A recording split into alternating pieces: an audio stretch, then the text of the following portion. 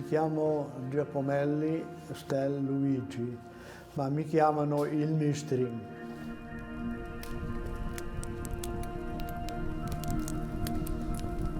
Mi sono fatto insegnare da un mio cugino che aveva solo 4 anni più di me.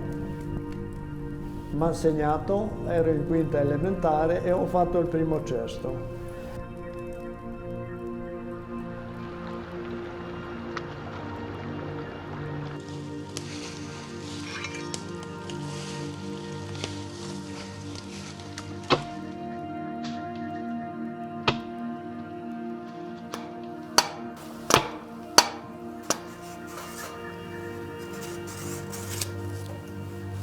Sono forse,